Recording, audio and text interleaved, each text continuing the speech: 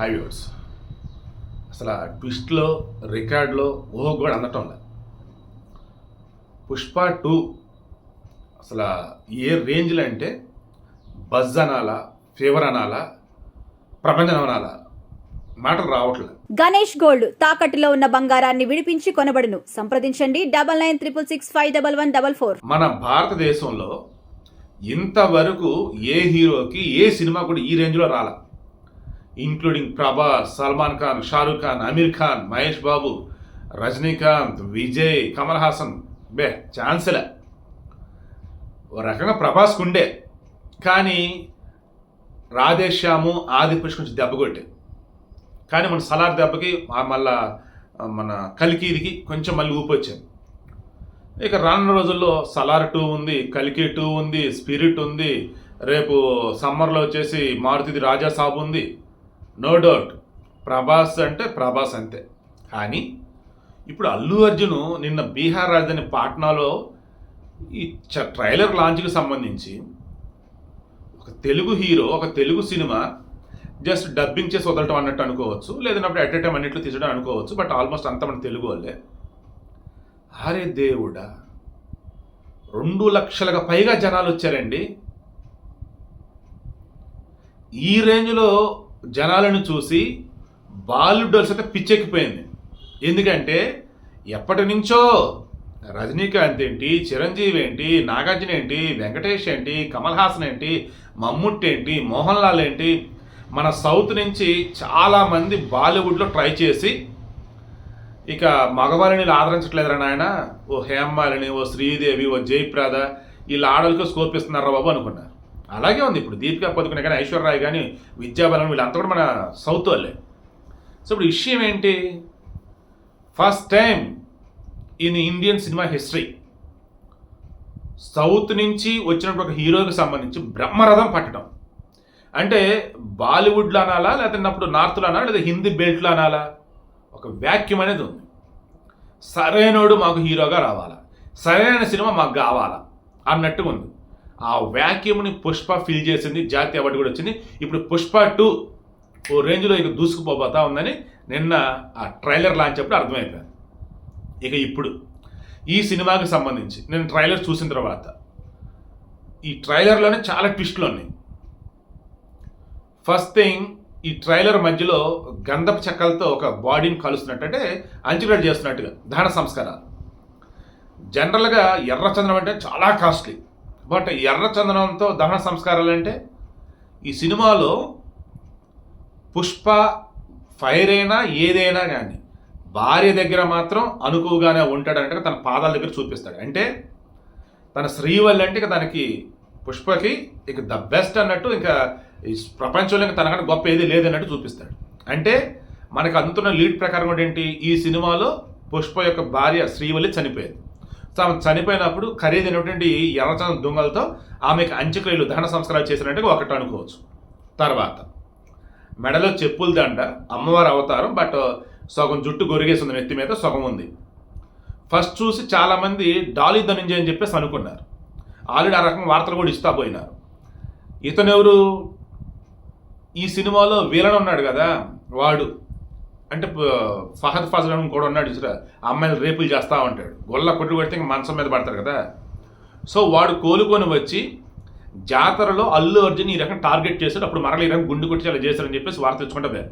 నేను cross check చేస్తే తారక పొన్నప్ప అని కన్నడం అతనే. ఇతను మన దేవర సినిమాలో కూడా నటించున్నాడు.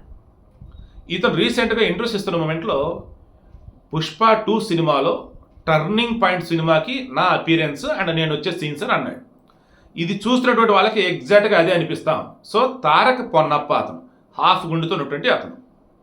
ఇక పుష్ప అంటే ఫైర్ అనుకుంటేవా, వైల్డ్ ఫైర్ అంటే అసలు ఇంకా భయంకరమైనటువంటిది అన్నట్టు. అంటే సినిమాలో చూపిస్తున్న విజువల్స్ అవన్నీ చూస్తూ పోతూ ఉంటాయి. ఓ రకంగా హాలీవుడ్ రేంజ్కి రీచ్ అయ్యే విధంగా సుకుమార్ తీసినట్టు కనిపిస్తూ ఉంది. ఆ రిచ్ లుక్ కానీ, ఆ మాస్ లుక్ కానీ, నార్త్ వాళ్ళు కోరుకునేది, సౌత్ వాళ్ళు కోరుకునేది అన్నీ కూడా సినిమాలో ఉన్నట్టు కనిపిస్తున్నాయి. మొత్తం సినిమా వచ్చేసి ఇప్పుడు 6 భాషలు రిలీజ్ అవుతూ ఉంది. తమిళం, కన్నడం, మలయాళం, హిందీ అండ్ తెలుగు, తర్వాత బెంగాలీ. సో 6 భాషలు. వరల్డ్ వైడ్గా అన్నప్పుడు మనకు అందుతున్న అప్డేట్ ప్రకారం ఇప్పటివరకు అయితే 13,500 స్క్రీన్స్. ఓరే దేవుడు, ఏంది అసలు ఇది? ఒక హాలీవుడ్ మూవీ మాత్రమే వరల్డ్ వైడ్ ఇన్ని స్క్రీన్స్ రిలీజ్ అవుతాయి. అది కూడా ఓన్లీ ఇప్పుడు చెప్పిన 6 లాంగ్వేజెస్. మరలా ఆ తర్వాత వచ్చేసి చైనీసు, జపనీసు, కొరియా, తర్వాత స్పానిష్, ఫ్రెంచ్, ఇంగ్లీషు, మరలా వీటిలో డబ్బింగ్ చేసి మళ్ళీ వదిలితే మళ్ళీ అప్పుడు ఇంకెన్ని వేల థియేటర్లు వస్తే కూడా లెక్కలేవు. ఇప్పటివరకు మనకు అందిన అప్డేటు ఈ పుష్ప సినిమాకి సంబంధించి ప్రీ రిలీజ్ బిజినెస్సే, అంటే సినిమా రిలీజ్కి ముందు జరిగిన బిజినెస్సే 10,165 కోట్లు. ఇంతవరకు ఇండియన్ సినీ హిస్టరీలో ఇన్ని వందల కోట్లతో బిజినెస్ జరిగింది లే. అది థియేటర్ కావచ్చు, నాన్ థియేటర్లు అన్నప్పుడు ఓటీటీ కానీ, లేదు అన్నప్పుడు శాటిలైట్ కానీ, ఇలా మొత్తం చూసుకుంటూ ఉంటే 1000 దాటిపోయింది బిజినెస్. అంటే సినిమాకి ఆన్ యావరేజ్గా 1,500 కోట్లు వస్తే కానీ ప్రాఫిట్స్ అన్నట్టు ఉండవన్నట్టు కనిపిస్తూ ఉంది. ఆ రేంజ్లో వచ్చిందంటే 2,000 కోట్లు వచ్చిన ఆశ్చర్యం లేదే బాబు, అసలు బ్రహ్మరథం పడుతున్నారు జనాలు అని చెప్పేసి అంటున్నారు. అవే నాకు కనిపించింది కూడా. ఇది గనక మన అల్లు అర్జున్ నిలబెట్టుకోగలిగితే ఇక మామూలుగా ఉండదండి మనోటి లైఫ్ అయితే. టర్నింగ్ పాయింటింగ్ అంతే. ఇక ఈ మూమెంట్లో ఫ్రెండ్లీగా చెప్తూ ఉన్నా, ఎన్టీఆర్కి సంబంధించి ఫ్లాప్ అయిన సినిమాలు ఉన్నాయి, జూనియర్ ఎన్టీఆర్కి సంబంధించి. బాలకృష్ణకి ఫ్లాప్ అయిన సినిమాలు ఉన్నాయి, చిరంజీవి కొన్ని, రామ్ చరణ్ కొన్ని, at the same time Prabhas కూడా ఉన్నాయి, అల్లు అర్జున్ కూడా ఉన్నాయి. ఎందుకు ఇది అంతా చెప్తున్నాను? రజనీకాంత్, విజయ్, అజిత్ వీళ్ళు కూడా చూసుకోండి. ఏంటంటే మా ఫ్యాన్స్ ఉంటేనే సినిమా ఆడిద్ది అనే భ్రమల్లో ఉన్న వాళ్ళు ఉన్నారే, వాళ్ళంతా కూడా బయటికి రండి. టీడీపీకి, వైసీపీకి, బీజేపీకి పార్టీ ఏదైనా కాంగ్రెస్కి ఓన్లీ ఆ పార్టీకి సంబంధించిన సభ్యులు ఎవరైతే వాళ్ళు ఓట్లు ఇస్తేనే గెలదు. అలాగే సినిమా కూడా మేము వాళ్ళ ఫ్యాన్స్ అని అనుకుంటుంటారు, వాళ్ళు వస్తేనే సినిమా ఆడదు. ఈవెన్ వీళ్ళలో రాకుండా ఉన్న వాళ్ళు కూడా ఉన్నారు. మన యాత్ర 2 అని చెప్పేసి వైసీపీకి ఫేవర్గా ఎన్నికలకు ముందు సినిమా వచ్చింది. టికెట్లు వైసీపీ వాళ్ళు ఇస్తున్నా సరే వైసీపీ వాళ్ళే చూడాల. తెలుసు కదా ఏంటంటే సినిమాలో దమ్ము ఉండాలి, కంటెంట్ ఉండాలి, ఆ రిచ్ లుక్ కానీ మాస్ లుక్ కానీ ఏదైనా కానీ ఎంటర్టైన్మెంట్ ఫీల్ అవ్వాలి. అప్పుడే సినిమా అనేది ఆడిద్ది. అప్పుడే మీకు లక్షల మంది కదా కోట్ల మంది అభిమానులు ఉన్నా సరే సినిమాలో దమ్ము ఉంటేనే ఆడిద్ది, కలెక్షన్స్ వస్తాయి, మీరు హీరోగా ఎస్టాబ్లిష్ అవుతారు. సో వీడియోకి ఇంటెన్షన్ ఏంటండి, రానున్న రోజులలో తెలుగు సినీ ఇండస్ట్రీ నుంచి అల్లు అర్జున్ అని చెప్పేసి మరొక పాన్ ఇండియా స్టార్ రాబోతా ఉన్నాడు. ఇప్పటికే పుష్పతోనే పాన్ ఇండియా స్టార్గా కనిపించాడు, బట్ నిలబడాలట. అది పుష్ప 2తో అని నాకైతే అనిపిస్తూ ఉంది.